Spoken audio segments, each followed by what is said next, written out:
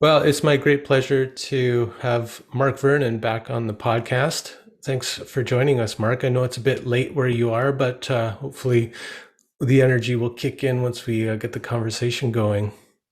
Yeah, look, thanks for inviting me back. I enjoyed talking before, so I hope we will be able to say some inspirational things now. Yeah, well, I thought of you because as we talked about in the previous podcast that was on really the roots of Christianity and the book that you wrote on Christianity, I've been circling back to kind of discover the roots of Western culture fairly recently after, 40 years of exploring other cultures and finally coming home to the roots of my own culture. And a book that keeps coming up or a text that keeps coming up is Dante's Divine Comedy. It's been such an inspiration for writers and artists over the centuries, really, since it's been written. And as you know, reading Dante as a modern reader can be a very daunting endeavor. And so, like Dante needed a guide through his journey, I think it's helpful to have a guide to take us through the journey of this text. And I couldn't think of anyone better than yourself to help us out with that. Well, thank you very much. Yeah. Well, I think to start with, I'd just really love to hear what inspired you to devote so much time and study to this text that's now over 700 years old. Well, I guess I always knew that it was a seminal Christian spiritual classic, maybe even in the top three richest Christian texts, alongside, say, Augustine's Confessions and maybe some Meister Eckhart or the Cloud of Unknowing. It's in that kind of league, and had wrestled from time to time to try to get into it, but hadn't managed. And then I was in a reading group with the Temenos Academy that operate here in London, and Jeremy Nadler, one of their regular teachers, took us through the Divine Comedy canto by canto, which was crucial. But also at the time, I was at a point in my own psychoanalysis where I felt I was seeing more and more clearly that which haunted me, distressed me, but was beginning to wonder how I could find a way out of, well, that descent, to use the Dantean metaphor. And so it hit me at the right time as well. And I recognized certain experiences that Dante has, particularly in the Inferno, that corresponded to my own experience in psychoanalysis. And then that gave me confidence to think, well, if he's right about the descent, then maybe he's got something to say about the ascent as well. And it really helped me to try and track what was happening for him, and then not do the same. Of course, it's not a mimetic text, but its dynamics, its qualities, I think, actually not just inspire a sense of things in you, but actually evoke it too. He wrote not just to describe what in some way had happened to him and then amplify and develop that in his life and times. He's quite explicit. He writes for readers into what he calls the modern period. He's the first person to use that word, modern. And so even to us now. And when you do find a way in, that's the kind of spirit that is unleashed by the text. It is an inspired text. So it was both where I was in my own journey, but also having a teacher in the form of Jeremy Nadler, a guide to help me as well. Yeah. Hmm. Yeah, just for people listening, Jeremy Nadler is a very interesting guy. I was introduced to him through a documentary on Rudolf Steiner, and just found his segments to be really compelling. So that's Yeah, interesting he to had the hear. real gift to not just tell you what someone kind of thought, but also to know how to relate that so that it matters now. And he's written a lot about the ancient world and how the modern consciousness has arisen. And so he's a brilliant person, I think, to bring these things to life. Hmm. Interesting. Is your book on Christianity kind of follows that, the evolution of Western consciousness as well, following in the footsteps of Barfield, who I think was a follower of Rudolf Steiner as well, wasn't he? Yeah, for sure. I mean, Barfield discovered his sense of how consciousness evolves himself through the study of words. He called words fossils of consciousness. So that if you study how words change meaning, you can see how people experience the world in very, very different ways over centuries, over the millennia. And when he became convinced of that himself, he found that Rudolf Steiner had said parallel things in terms of how human consciousness changes. Steiner did it not just through his study. I mean, he was quite an exceptional German philosopher, actually, in the post-Kantian tradition, but also had these clairvoyant abilities that he seems to have developed more and more across the course of his life. And Barfield found in Steiner an affirmation not only of his own sense of things, which Barfield then wrote about in his own voice, but someone who seemed to have gone a whole lot further besides. And so he became involved in writing about Steiner's work too. Hmm. Well, maybe much like this character of Dante Alighieri.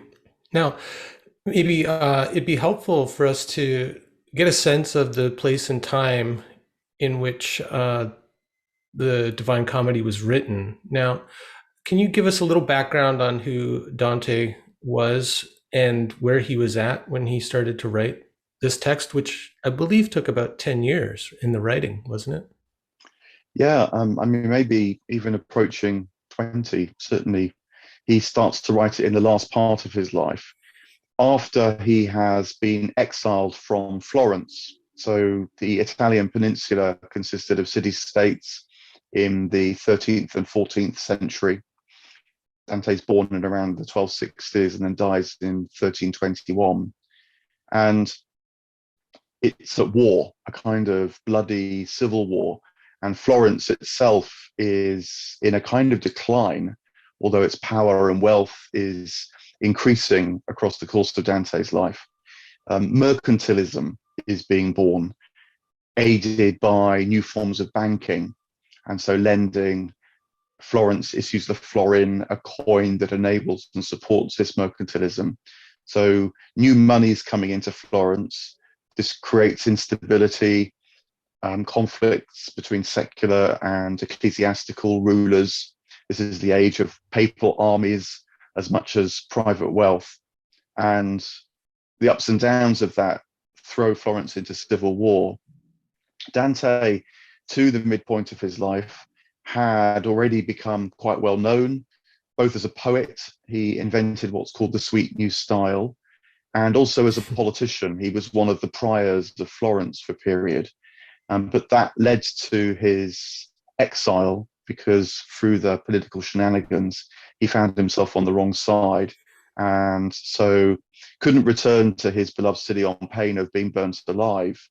And at that point, Italy wasn't a united country. It was these many city-states with different dialects, even different languages. And so this exile was very profound for Dante.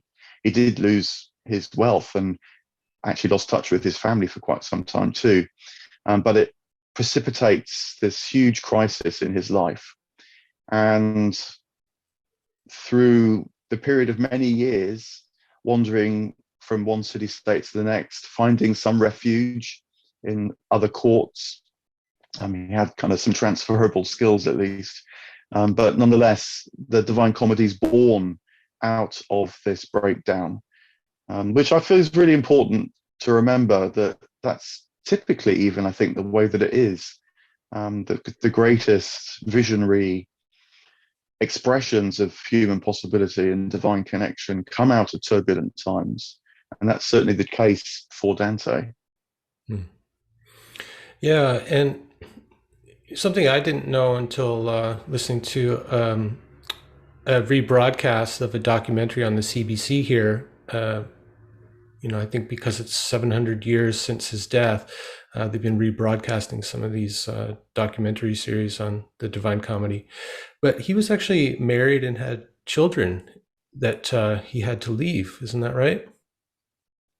Yeah, he had his family, his reputation, his love of what became the Italian language. I mean, he's hugely influential in terms of the development of modern Italian, but he had to leave that whole rich culture behind. And it must have been a tremendously exciting time. It's the early days of the Renaissance, a few decades before Dante. St. Francis of Assisi had been walking the fields and lanes, the mountains of Tuscany near Florence as well. And it's now thought that Francis seeded the Renaissance because Francis's piety was a love of nature, a love of the world around him, brother, sun, and sister moon, as he's remembered for singing. And this unleashed a huge new spirit that fostered a keen interest in the material world rather than just spiritual realities. I mean, for Francis, no doubt the material world was the portal to spiritual reality, hence singing Brother, Sun, Sister, Moon. Everything spoke of the divine presence. But that led in figures like Giotto, who was a contemporary of Dante, to painting portraiture that's recognizably individuals. So this sense of a new consciousness, a new dispensation emerging at the time as well, where the individual person becomes significant. It leads to not just a love of the natural world, but also to the early kinds of empiricism that would give birth to modern science as well. So Franciscans, following Francis, are hugely important in the emergence of modern empirical study of the world, but also the ideas that back that up. And in particular, ideas such as nominalism, that we human beings can take a stance against the world that means we can abstract ourselves from it and study it in more objective ways. And this has this very ambivalent effect that on the one hand, it leads to a whole new way of studying the world that gives birth to science with figures like Roger Bacon, William of Ockham. Ockham's razor is one of the best known results of that. Ockham's razor essentially being to slice away anything that's deemed unnecessary to offer an explanation. And that tends to preference the tangible in offering explanations to the world, and so the empirical. But it has this other effect that human beings are increasingly left isolated and alienated from the natural world. If you're not participating in it anymore, then where are you in the cosmos? And eventually, with figures like Galileo, this reaches a full development of consciousness that is our natural assumption now.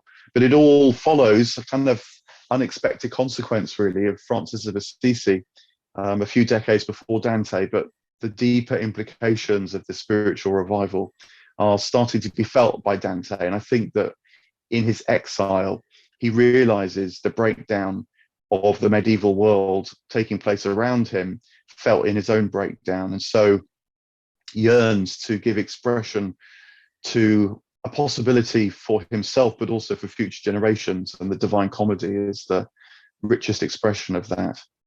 Hmm. Hmm. Yeah, that's really helpful just to understand a little better of what was going on then in terms of people's relationship to the world. And okay, so we mentioned his exile and the kind of profound isolation or alienation that he must have felt at that time. And the the comedy starts out with this proclamation of a kind of confession of a midlife crisis. Like he's right in the middle of his life, 35 years old, and finds himself wandering in a dark wood. Um, I think, that when I read that and understood what happened to him leading up to the writing of the text, I think that makes him so relatable to anybody across time to know that people, 700 years ago could go through this period of questioning the path that they've been on and, wondering what's next.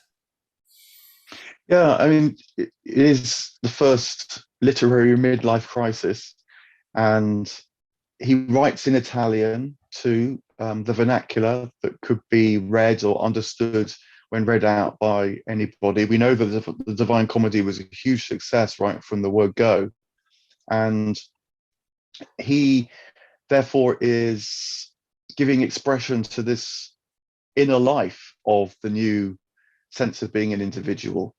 It wasn't just the great saints, it wasn't just the divine life that mattered, but your life too as an individual. And another really important facet of his times was I don't know, a kind of very dramatic upsurge in personal devotion. So Francis of Assisi is perhaps the best known, but all sorts of groups like the Beguines and others were inviting people to embark on their own quests, particularly to know God. Mm. And they fell out of the church. Some were held within the church, like the Franciscans eventually. The Dominicans would be another very famous group born around this time. And so Dante, in a way, is very much of his time in questioning his life at the age of around 35. The opening line famously is midway through the course of our life, not just midway through the course of my life. Mm. He signals right from the word go that this is going to be part of what it is to be a spiritual creature henceforth for all people. Dante is not a priest, he's not a monk. This is for all people. And I think that's part of the resonance for us now as well. Mm. Yeah, I think that's a really important point that he decided to write this in Italian, because the norm would have been to write a text like this in Latin, which was read only by the kind of upper echelons of society, right? Yeah, and also it shows that the language which you speak every day is rich enough, subtle enough, nuanced enough, evocative enough to awaken this spiritual sensibility too.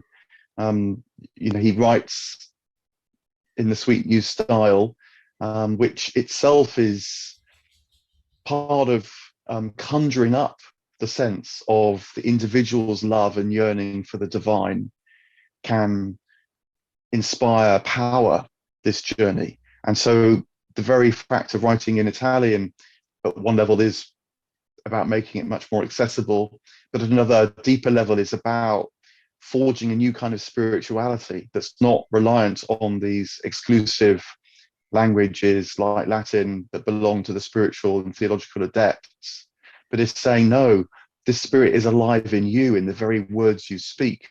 And by using your own language, you can help yourself on this journey, which is yours, everybody. Mm. Oh, it just, I start to feel this like real affection for Dante, kind of hearing this. Yeah. You're really bringing him to life for me, and I really appreciate that. Now, one of the ways that you frame the three books of the comedy, which I guess came out almost like a serial, and people would buy them as they came out and memorize them and read them in taverns and things like that. Like it was quite a bestseller, like maybe like I don't know, a Harry Potter, people waiting for the next edition to come out, which is fascinating. Yeah, he certainly worked on it over this period of time. From I think people reckon he must have started it in about 1307, 1308 perhaps. Then he dies in 1321 and finished it just a few months before he died. So yeah, over many years, the word would have gone out, this incredible work was appearing, and people wanted more and more. There's a very nice story, which I think is probably true, because it was recorded in the first biography of Dante just a few years after his death. That was written by Boccaccio. And there the story is told that the last cantos of the Paradiso weren't known of when Dante died. And so this work seemed to be unfinished.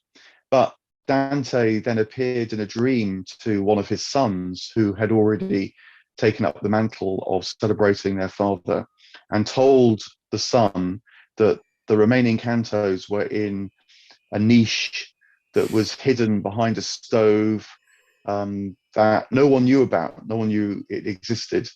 And sure enough, the son has a look, there's the niche, and there are the final cantos of the Paradiso.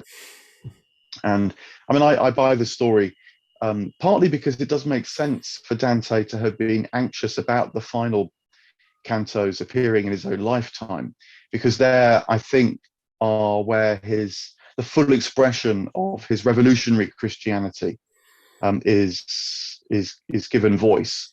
There's intimations right from the beginning that this is not just about a faithful Christian telling a conventional Christian story. This is an unfolding that ultimately, if you follow it all the way through, which is to say, if you let it convert you as much as Dante was converted by it, it leads to a whole new sense of Christian possibility. A key facet of which, for example, is that all people will be saved, that Christianity is a universal religion. It is only the expression that Dante knew the best of God's actions in all times and places. And, that would have been heretical.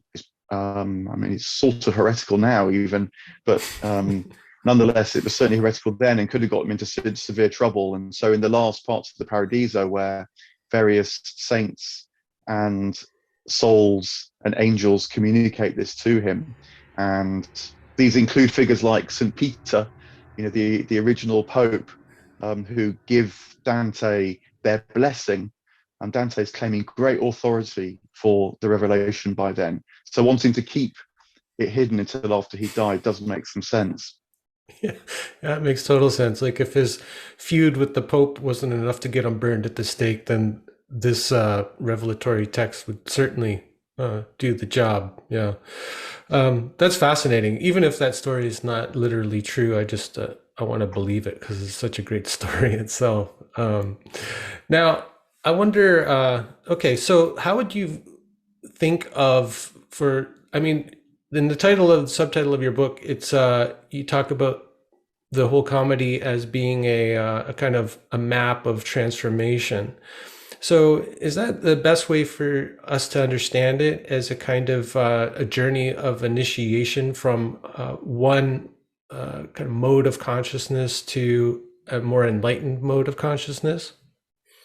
I think initiation is a really good word, because what he's saying is that this journey through the Inferno, Purgatorio, Paradiso, is not like a kind of grand tour of the world where you, as an isolated individual, just step into these different worlds, get a bit of a taste of them, and then move on. He's saying you can only enter these domains by participating in their life. And so as he descends into the Inferno, into hell, his hellish side comes out more and more. And I think that he encounters the individuals who he knew either in life or through history and mythology that would mirror back to him more and more intensely the depths of hellish states of mind. And then when he has encountered the darkest aspects of, in a way, the human psyche, but also, to use Barfield's expression, the darkest aspects of the inside of the whole of the cosmos, particularly with the sight of Lucifer in the Christian mythology, then he can begin the turnaround and the ascent. And similarly, up through Mount Purgatory, he encounters figures that he knew, or mythological figures that reflect the possibility of his transformation to him more and more.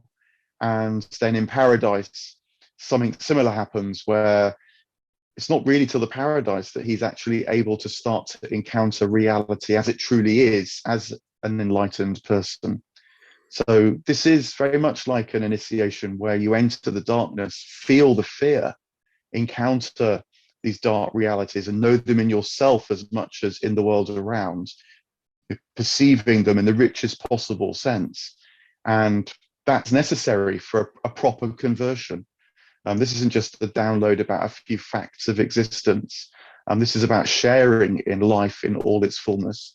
Because, of course, then you can share in the delights and the knowledge and the awareness of the divine being, which is also to say that ultimately the Divine Comedy is a story of theosis, of divinization, to use the Orthodox words. Dante discovers the divine within him, which was there all along, but had got occluded.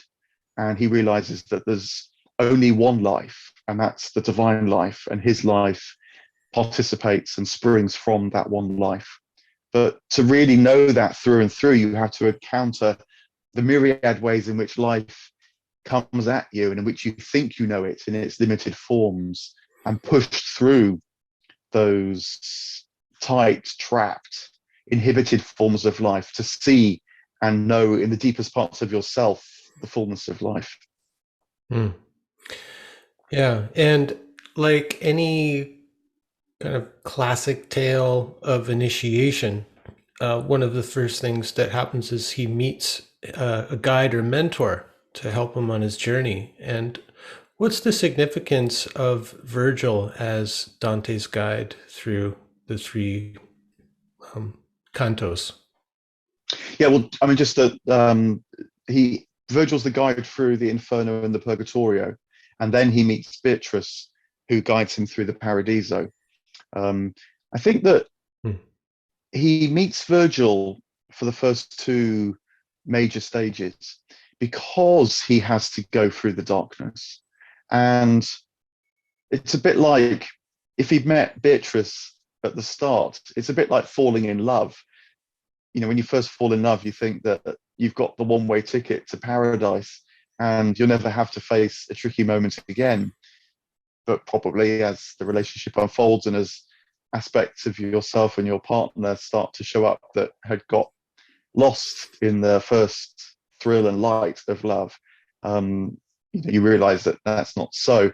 So I think Virgil is the right guide for Dante at the start, because Virgil can meet Dante where Dante's at. Virgil, the great Roman poet who had already been a great inspiration to Dante. Virgil, too, it turns out, is on a journey of transformation as well. And that's always really valuable for guides, certainly in the hellish and the purgatorial states. I think it gets a bit different in the paradisal states.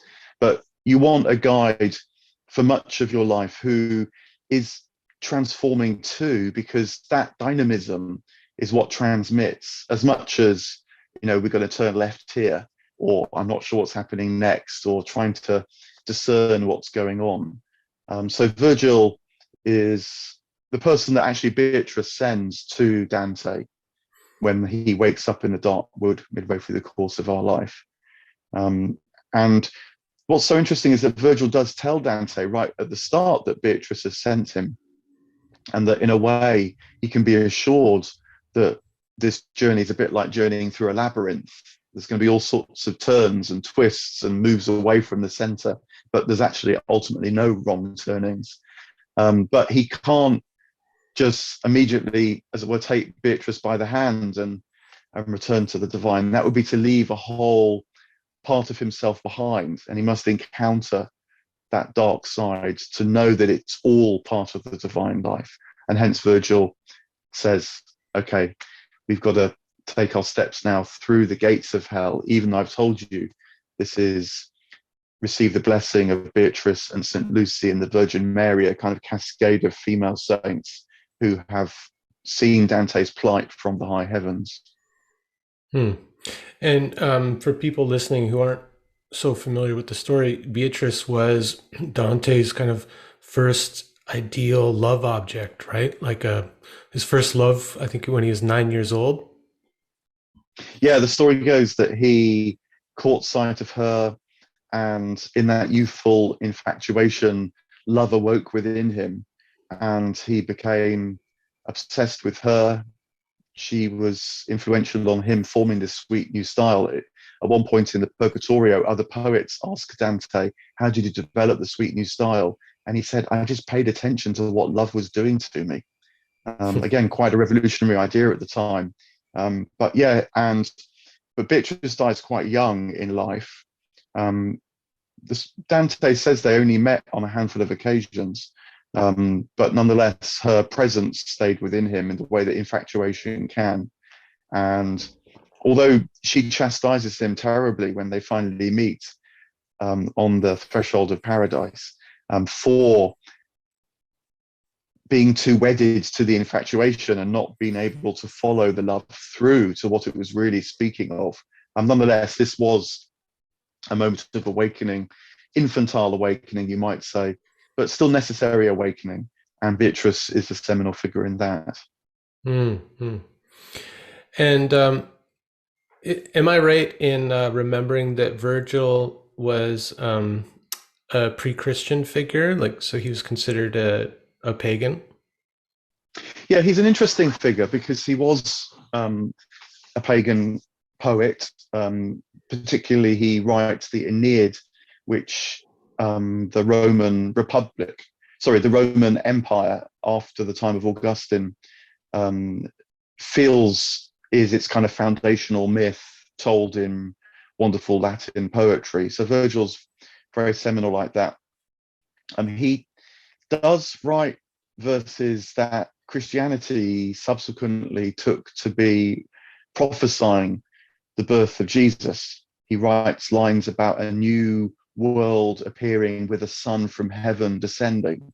And so Christians felt that this was a prophecy of Christianity. He also made a journey to the underworld in the figure of Aeneas, in Aeneas's journey back from the Trojan War that's described in the Aeneid, and so had engaged with the underworld as well. So he's a kind of rich figure for Dante to lean on as he's trying to understand the meaning of this journey. Now, does the nature of Virgil being a pagan, does that have something to do with the transformation you talked about that occurs within him, even as the mentor or guide figure? I think so. I mean, this is hugely debated by Dante scholars.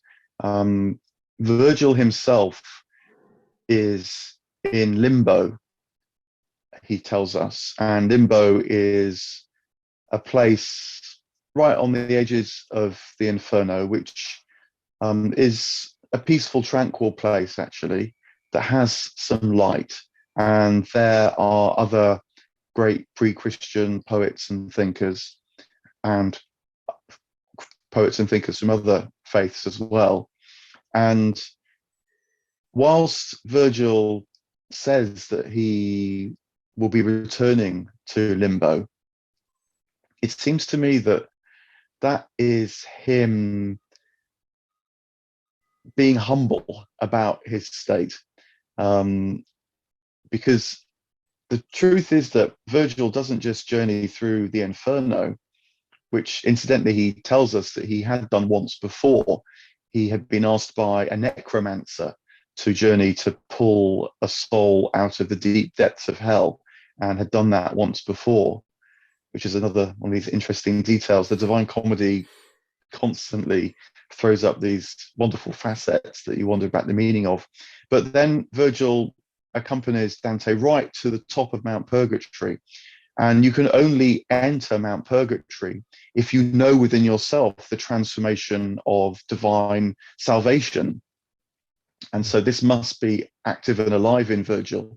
And so although when Dante and Virgil finally depart, it's a sudden tearing away from Dante's side. So as Dante experiences, at least, Virgil suddenly isn't there anymore. I think that this is Virgil realizing that he not only had given all he could offer to Dante, but that he had so now awoken within himself the possibility of change that he needed to become fully concerned with that development in him. And so I think he doesn't actually just go back to limbo in a rather mechanical way, but continues his own salvific transformation.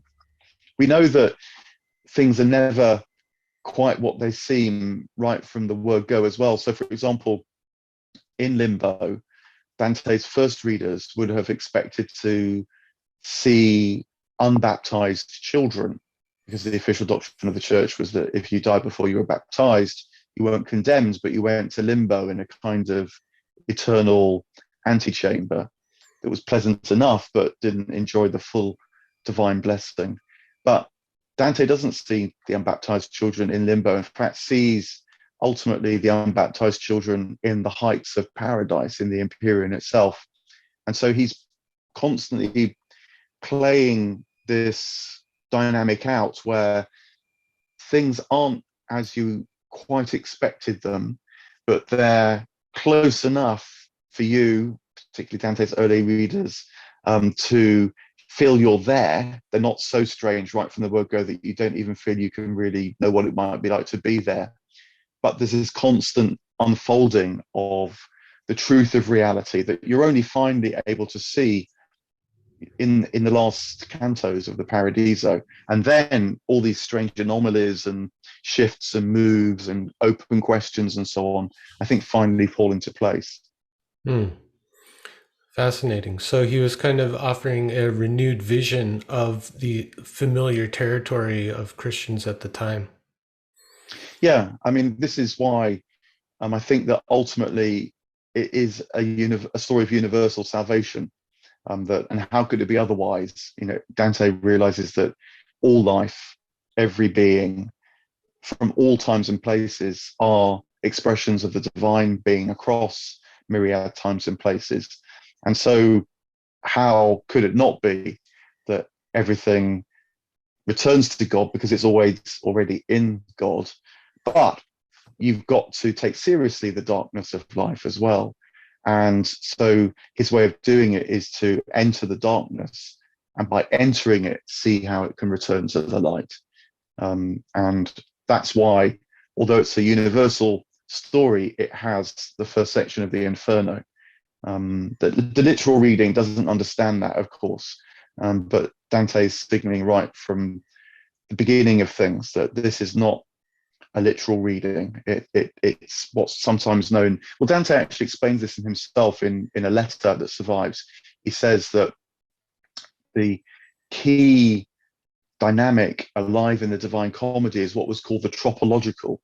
And tropological comes from the Greek for turning point. You know, the Tropic of Cancer, Tropic of Capricorn are the kind of points where the sun seems to turn in the sky. And so he's constantly working for that turning within you, so that then, as he goes on to explain, you can know the anagogic, you can know the cosmos from the divine point of view. And that is the whole motivation of the Divine Comedy. Hmm. Yeah. When we frame it as a tale of initiation, it makes sense that it comes in three parts, which we can think of as a descent, a transformation, and a return. Coming back with a boon, or coming back changed in some way, enlightened. And I wonder, could you maybe take us through, give us a brief overview of each of the three different stages, and maybe a few key scenes or figures that he encounters at those stages? Yeah, I mean, you can describe it in many ways, which you might expect because it is a total transformation. But one way that I find helpful, and this is how it first started to connect with me actually, was I realized that the experience of time is very different in each of the three zones. And in the Inferno, there's no present. There's people are either lost in the past or terrified of the future. And then in the Purgatorio, the present starts to show up. And that means that change becomes possible, because it's only when you have a sense of the possibility of now that it's its own thing, that's not either totally shaped by the past or totally full of fear of the future, that you can change. And then in the Paradiso, there's this sense of the eternal now. And so all times and places can be traversed and known at the same time. But he gets this from encounters, as you say. I mean, that's one of the brilliant things about the Divine Comedy, that this is all explained through encounter, which again is a huge part of the initiation power of it. A particular moment that I find very illuminating is that he encounters fairly early on in the Inferno a figure called Caccio, and he's in the terrace of, well, it's sometimes called the terrace of the gluttonous, but this is just the kind of Inferno 101. You immediately realize that there's something much more profound going on in these terraces than just the kind of tagline. But anyway, the significant thing about Caccio is that Caccio sees Dante come by, and they have a kind of encounter that's mostly to do with the past. Caccio teases, mocks, taunts Dante about the state of Florence, and so puts the fear of God into Dante in that. But there's just a moment at the end of their dialogue where Caccio, Dante says, squinted. And I think this is a really important moment, because it's almost as if Caccio could just briefly get a sense that it wasn't just the past that was in front of him in the figure of Dante, but that something new was in front of him. This is a living soul in hell that has never really been seen before. And just in an instant with this squint, he gets the faintest glimpse that there might be a moment of now, as well as this preoccupation with the past, but he doesn't know what to make of it. He can't make anything of it. And so in that moment, he just falls back down into the mud. So that, I think, is one of the ways in which Dante signals this experience of time and how it traps people. And this made huge sense to me in psychotherapy, because people's anxieties or people's sense of the meaninglessness of life often comes from something that happened in the past that has, at one level of their being at least, come to color or shape their experience of life. And it's only when you realize that something belongs to the past that the present starts to become more malleable, more alive to you. And then that's the beginning of change. And so this is a way of describing a lot of what happens in the purgatory. And this partly shows up in the purgatory when people care for each other. This is something that becomes an increasing feature of the journey up the terraces on Mount Purgatory. And the point about being able to care for someone else other than yourself is that you realize they're there, and that maybe they've got troubles that are akin to your own, and so you can show kindness and empathy. But you need to be in the present moment to realize there are others there, as opposed to just seeing everybody as just reflections of your own discontent. So that's another way in which it starts to show up in Mount Purgatory. People care for each other. And then in the Paradise, the Eternal shows up, partly because it becomes very clear to Dante that the souls appear to him at the different levels of paradise, and they move through levels of heaven quite as much as they've moved up terraces in the purgatory and then down the circles in the Inferno.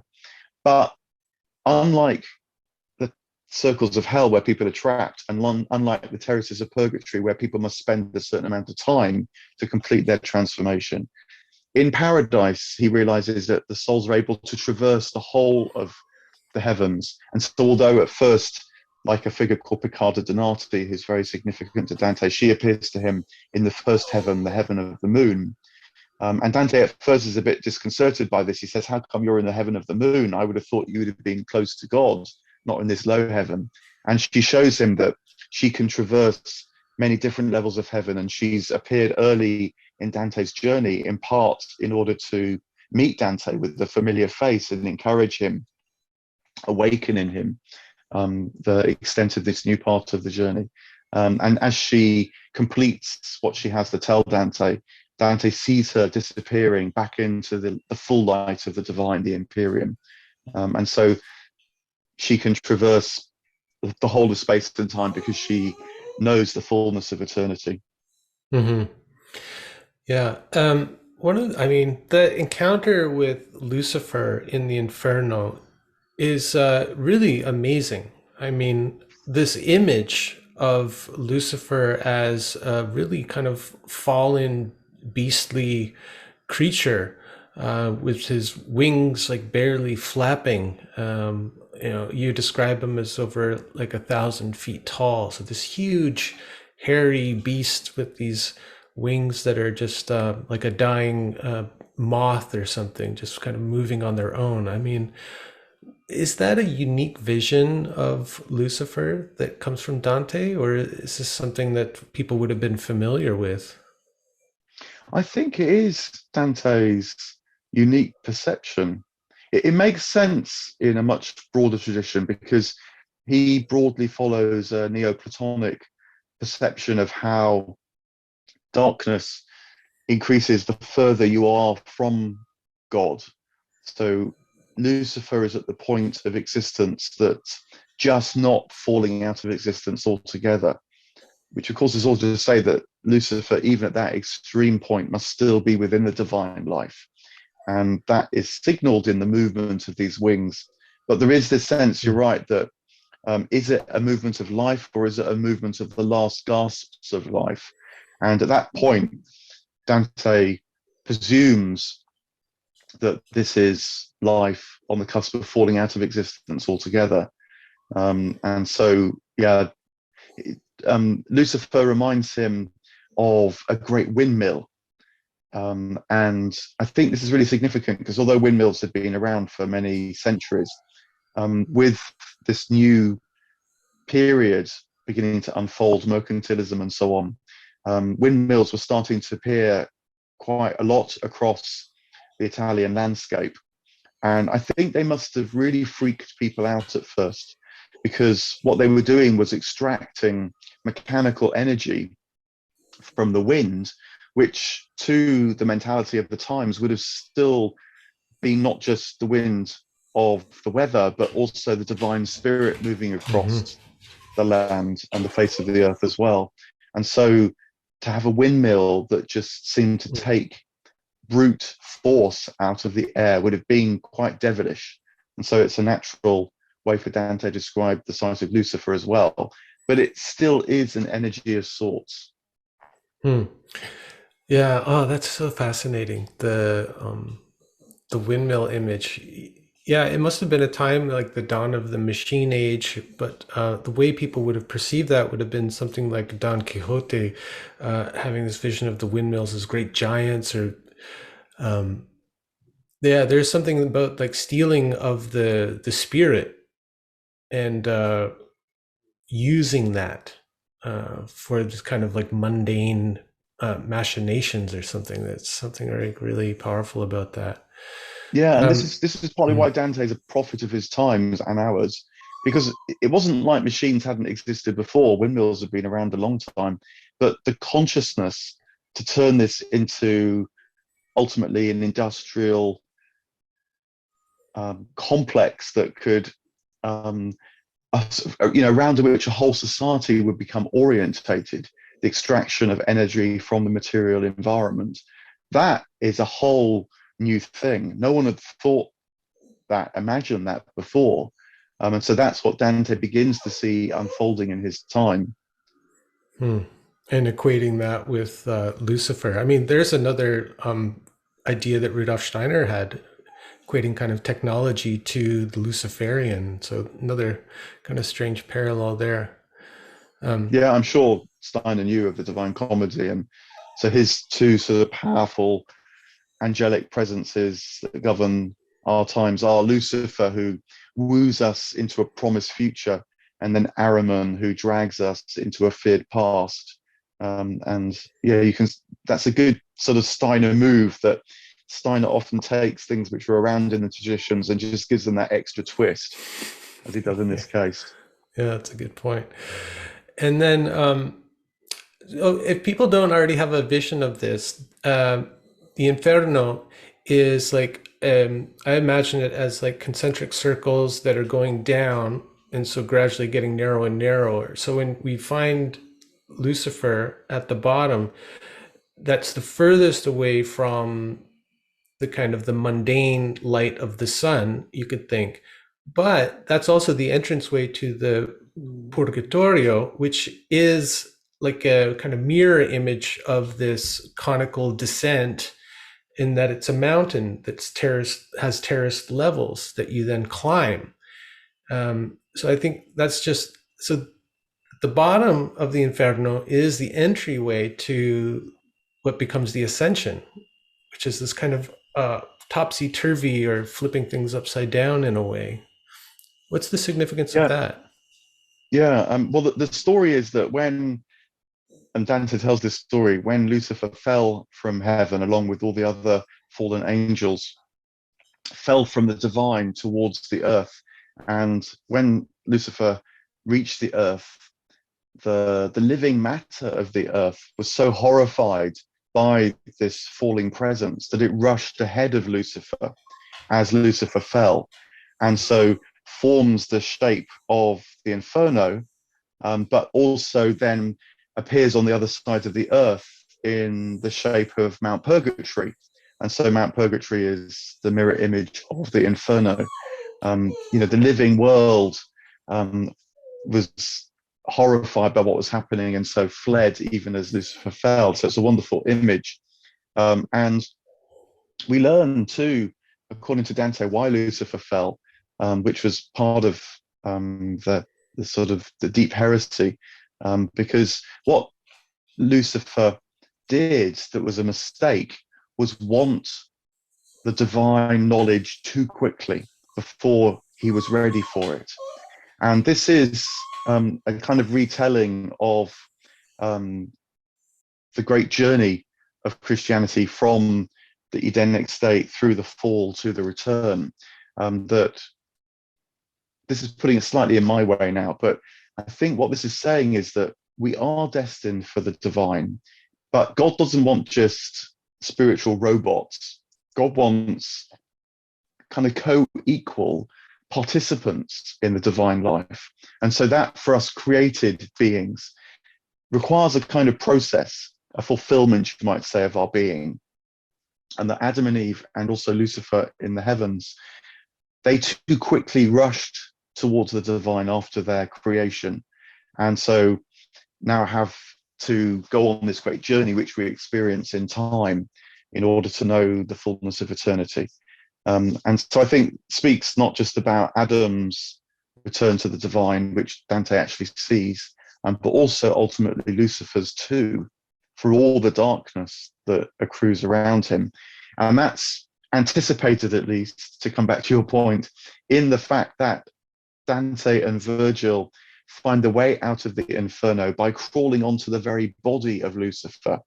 It's not like they see Lucifer and then Virgil goes, okay, look, we'll turn around and walk back now. No, you can only go forward on the spiritual journey, for all that it seems like a terrible mistake crawling onto the body of Lucifer in this case.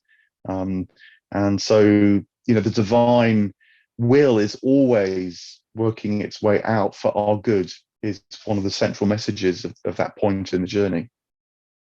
Hmm.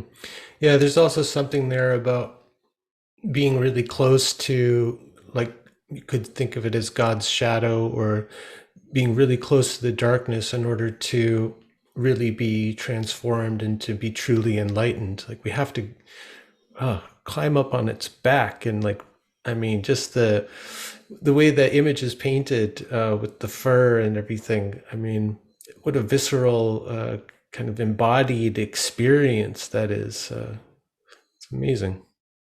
Yeah, no, it's very brilliant. And the whole floor of hell is frozen solid. It's an icy lake, where the souls have again nearly lost everything that kept them alive, and so the sense of an absolute zero that Mm. they're approaching. It's a very, I think it's a much truer expression of the infernal state than the kind of blazing fires of, say, Milton's Satan, who would rather rule in hell than be ruled in heaven. There's no ruling of yourself going on in Dante's Inferno. It's precisely the opposite. Your freedom has almost completely disappeared at that point. Mm. And then comes the long, slow climb to ultimate freedom through the terraces of Purgatorio.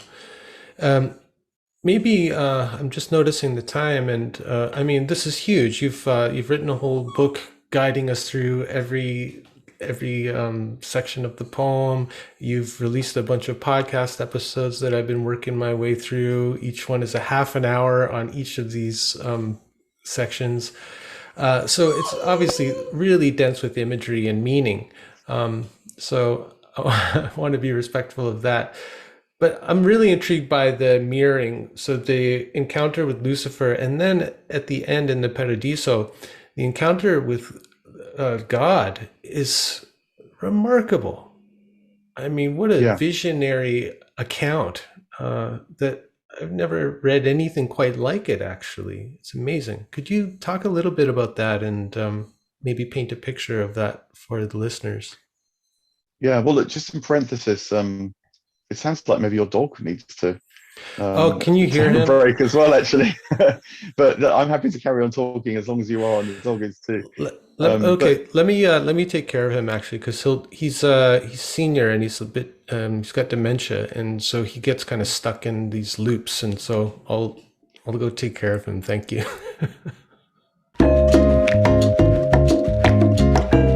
Yeah, so if we could just let's pick it up at that kind of final scene, which is just remarkable.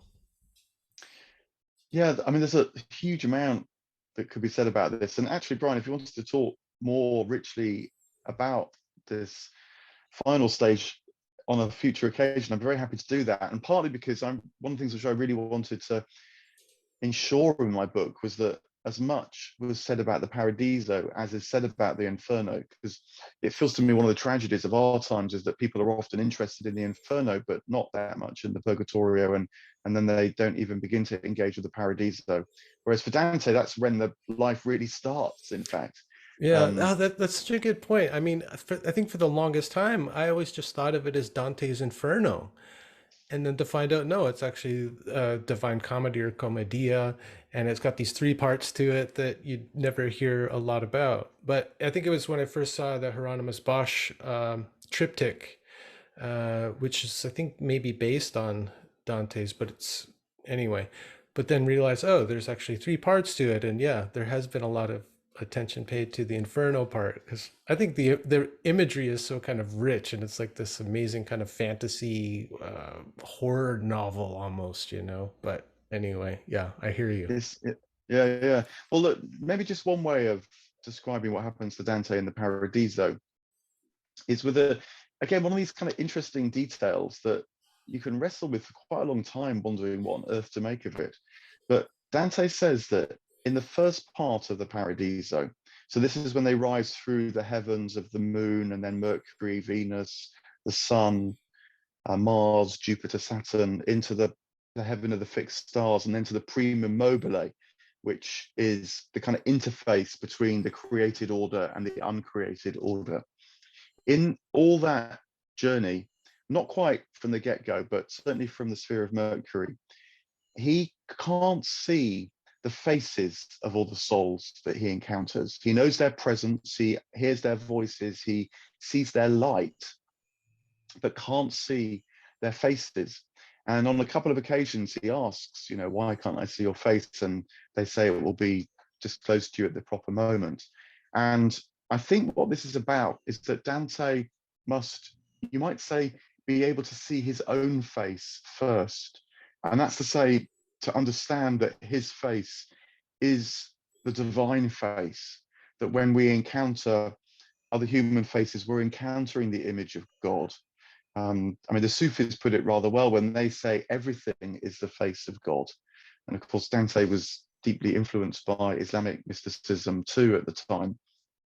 And this only comes fully clear for Dante when he is able to himself sing the full richness of divine life, which occurs in the Prima Mobile when he sings particularly of faith, hope, and love.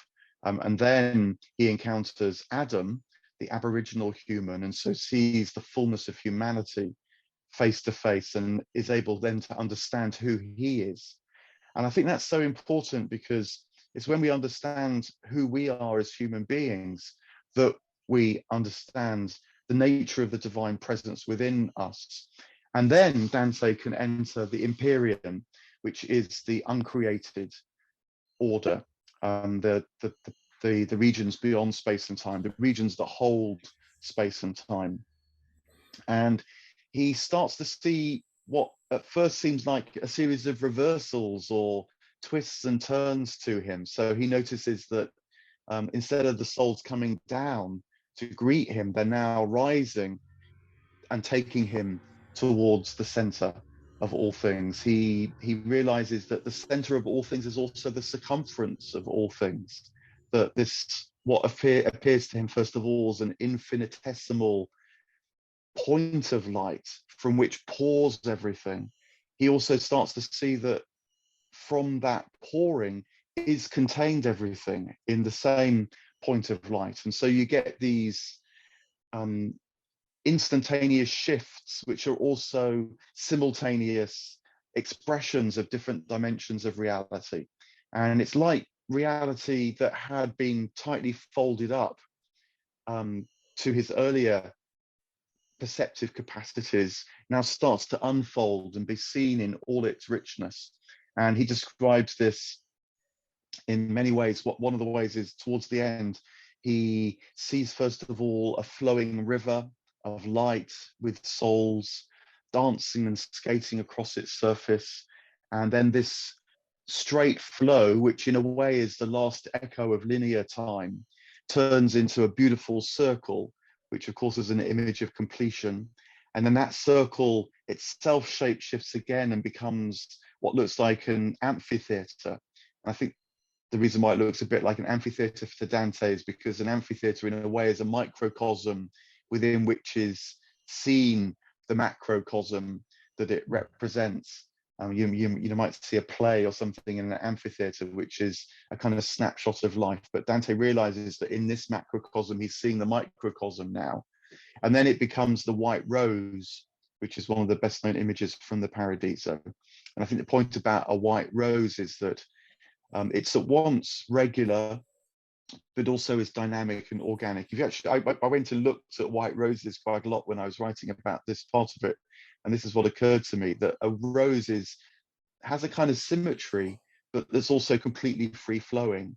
And the white rose has distinctiveness. It's got particular petals, but also you can see how it flows into a oneness as well.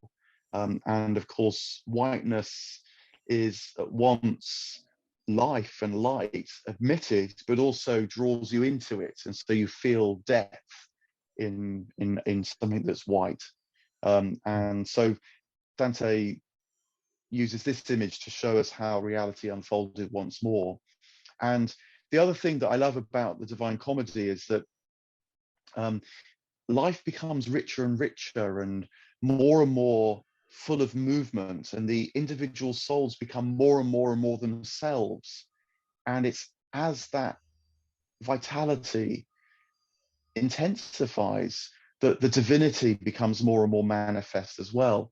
Often in spiritual traditions, it's talked as if somehow our life must be let go of in order that the divine life might be known.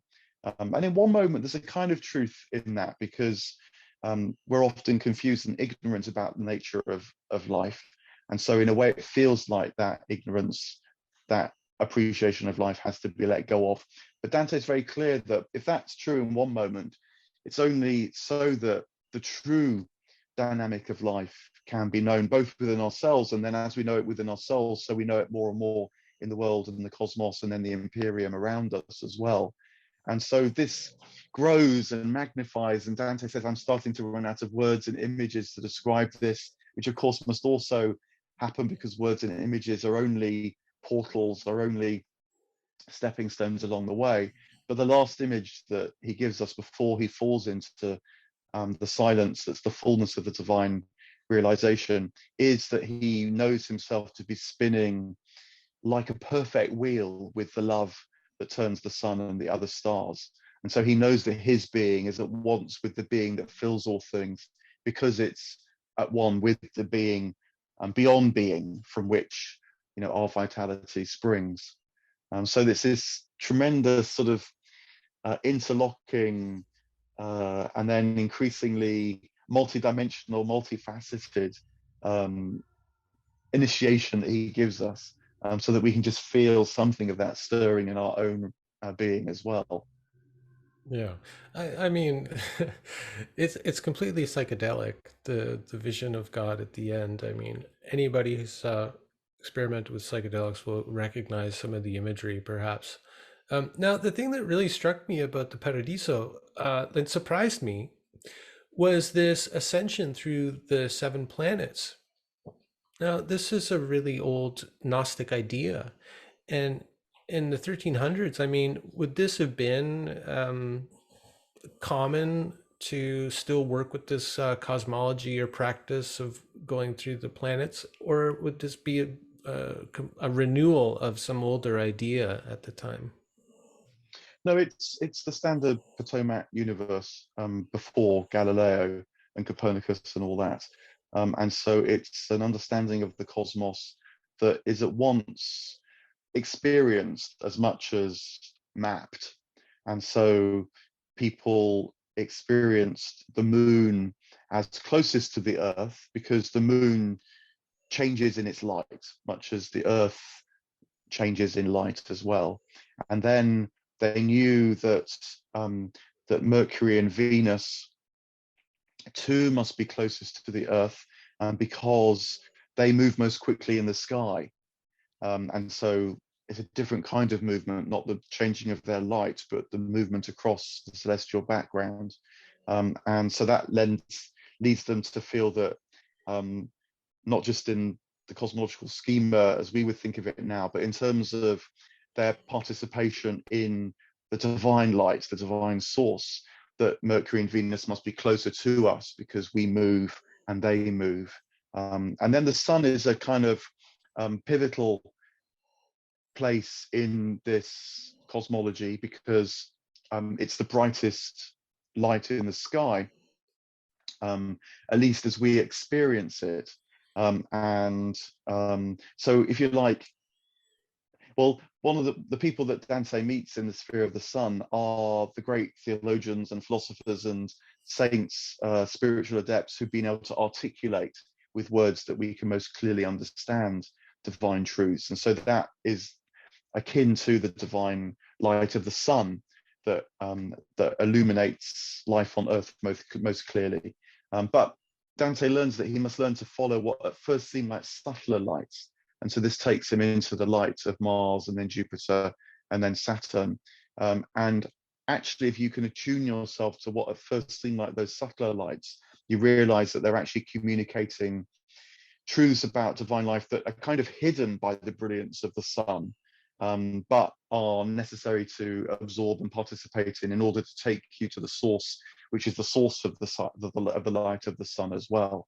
So the Potomac universe is this complex of not just empirical measurement or deduction, perhaps, which of course the ancient world could do, and they had mathematics and they could deduce details which we know now about, say, the diameter of the earth and so on, and people knew that the moon reflects the light of the sun and so on, but they also didn't separate that from the spiritual appreciation of the cosmos, where this light also is a guide back to the divine light as well. And so this schema emerges, that the Gnostics used as well, for obvious reasons.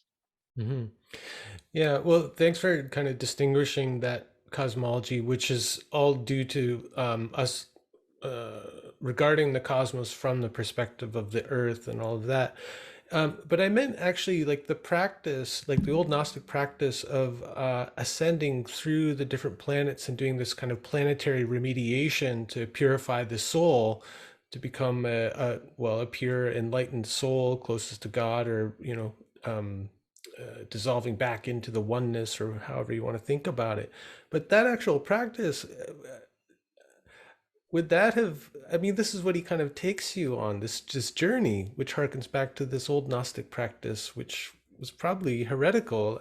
So, I mean, wasn't that, I mean, was that, maybe just leap in there. So, did yeah. you want to just add a further thought? Yeah, no, I'm just kind of like trying to understand like how this appears in Dante's poem, when it seemed like it was a much older practice that was deemed heretical by the conventional church or something. I'm just trying to get clear on Yeah, that. I mean, this area of Gnosticism, it's only actually now that it's been better understood. Actually, how I think previous Christian centuries related to the early Gnosticism, um, because this kind of ascent through heavenly realms is actually in the New Testament. St. Paul says, I've ascended into the seventh heaven. Whether in the body or not, I don't know. And so, a bit like Dante, he realizes that it's a dramatically different experience of reality, but talks about ascent into the heavens through various heavenly levels.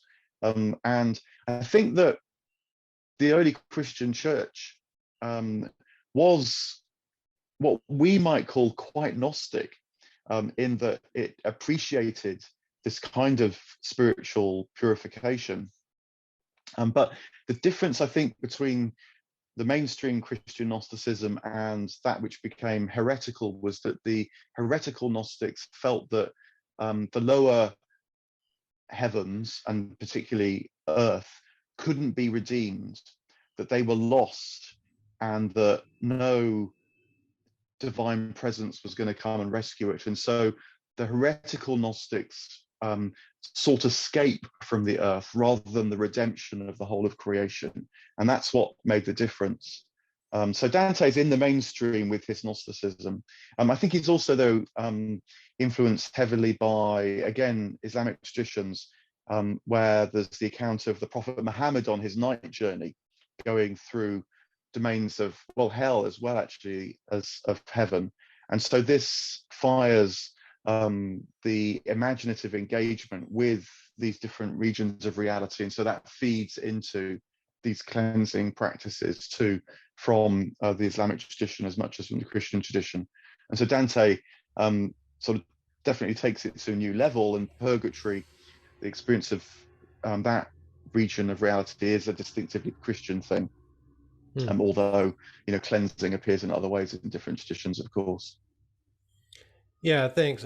I think you're able to kind of pick out what I was reaching for there and trying to understand. So this is why you're such a good guide, is because you've got such a broad scope of scholarship that you can help us like get things in proper context and understanding. Wow. I I didn't know how we would do in, around an hour trying to get like a short guide to the Divine Comedy, but I think we did a pretty good job actually, and I feel like quite inspired to stick with the original text, but also all the supporting texts like your own and some of the ones, the translations and commentaries that you recommend too. It just seems so rich for me. Like the imagery itself seems transformational if you really kind of imbibe them and stay with the images, like James Hillman would direct us to, like stick with the image. They are such powerful images that will seem like that they'll just continue to work on you throughout the rest of your life. Yeah, well, look, I mean, as I said when we began talking, it did change my life. It became a guide for me.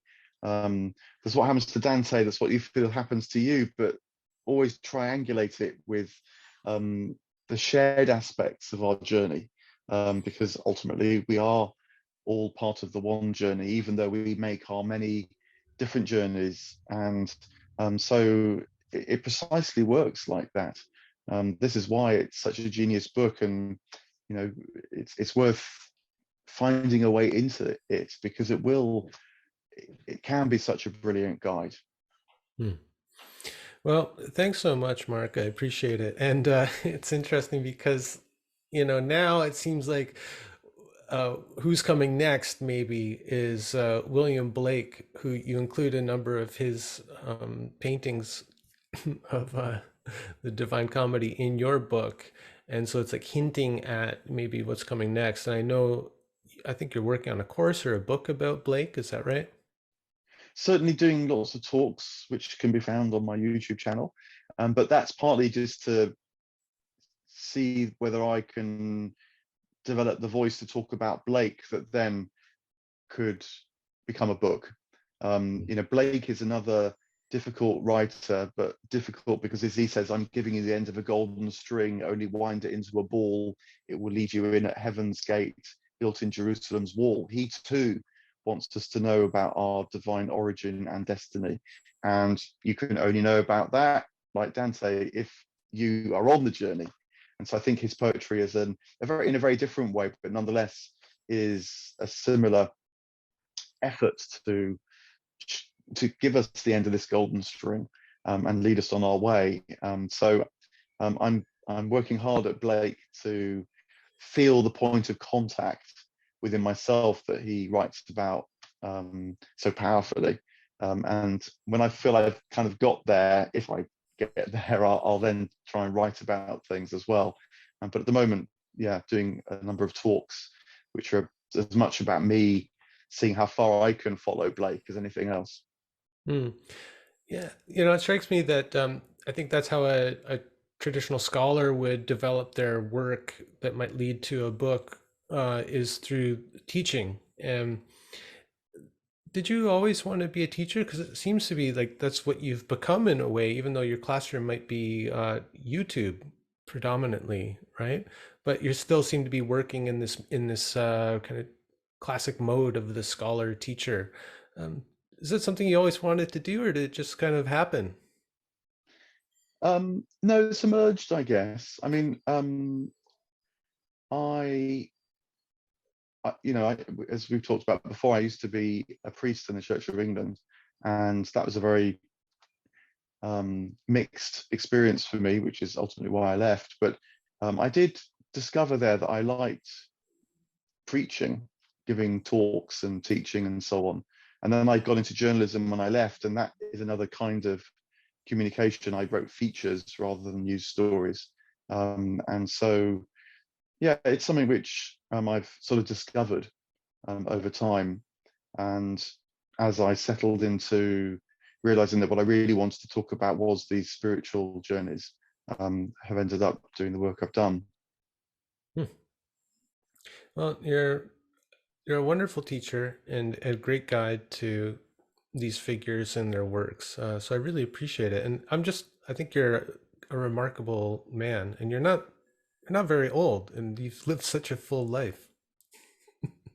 I am 55, so that's All right. Well, you look so young. I'm more than midway through the course of my life, I expect. Yeah, Yeah. Well, we were just talking about your friend Rupert Sheldrake turning 80 last year, and of course, if people haven't listened to our first conversation, you've recorded a number of dialogues with Rupert Sheldrake that are fantastic and were kind of my introduction to you and your work.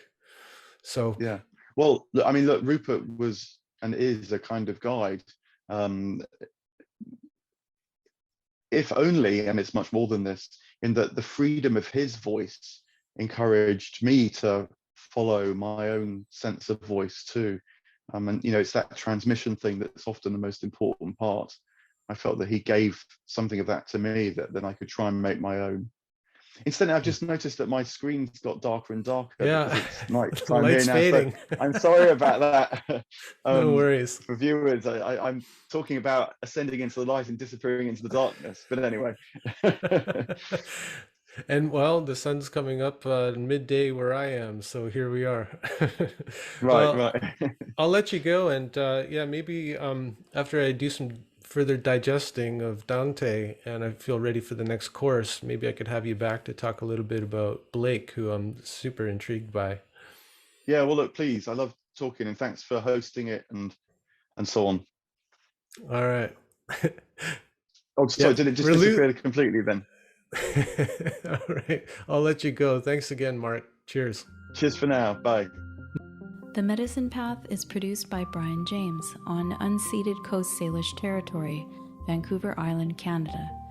For more information, visit brianjames.ca. Music by Olive Artesoni, aka Greenhouse. Join the Medicine Path tribe and gain early access to episodes and the full podcast archives at patreon.com/Medicine Path. May the road rise up to meet you. May the wind be always at your back. May the sun shine warm upon your face. May the rain fall soft upon your fields. Until the next time we meet on the Medicine Path.